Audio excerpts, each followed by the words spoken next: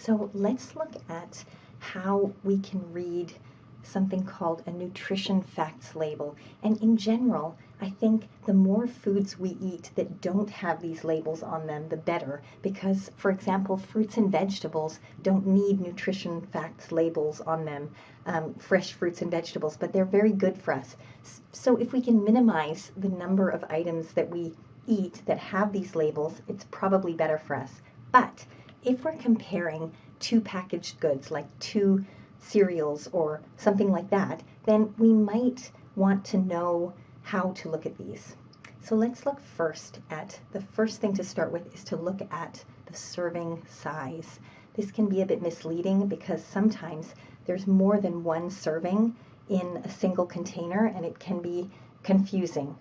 And then underneath the serving size, there's usually an item that says servings per container. So this will make it more clear if there's more than one serving per container. And everything underneath that is the amount per serving. So we're talking about one serving and what are the characteristics of that serving. Okay, if we look at calories, this probably isn't the best way to judge whether something is good for you or not, but if the calories are ridiculously high or the calories from fat are ridiculously high in a packaged item, if you're looking at a chocolate bar that's got 400 calories in it, that's probably too high for a small child, given the fact that they only need about 1,400 calories per day. Okay, so then if we look on the right-hand side here, we see something called percent daily values.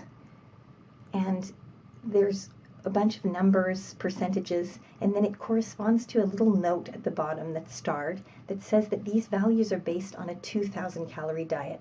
So yours may be different, and also your children's percent daily values may be different as well if they're smaller and they're not eating a 2,000 calorie diet.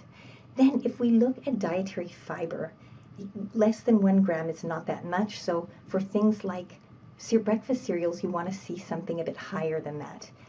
Down below that, we see a list of vitamins and minerals, things like vitamin A and calcium and thiamine.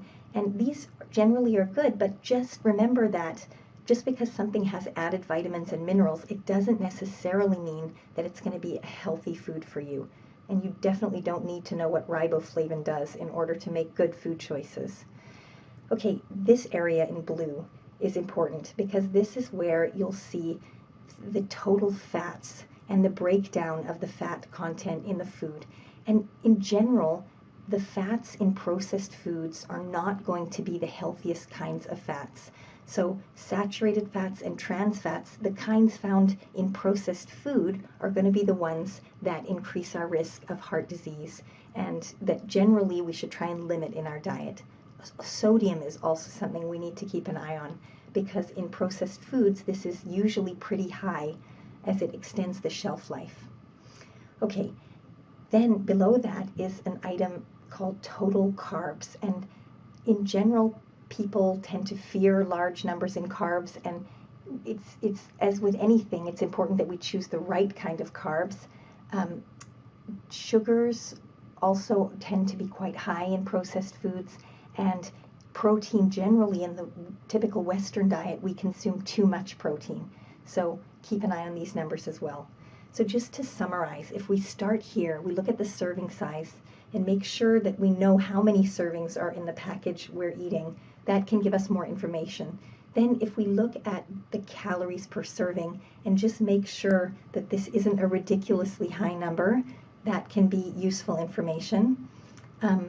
If we move down and we look at the different kinds of fat in the packaged food, we want to make sure that these are generally on the lower side if we're comparing to similar items, because these aren't going to be the naturally occurring unsaturated fats that we know are quite beneficial for us.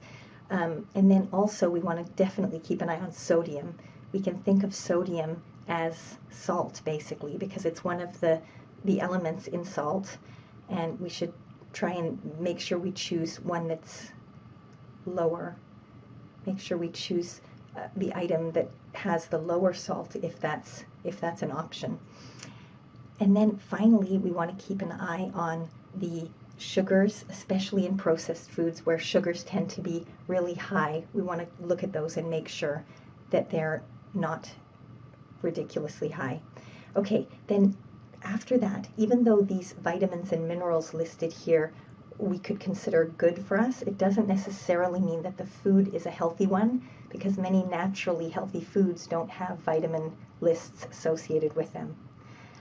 So in general, whole foods don't need these nutrition facts labels.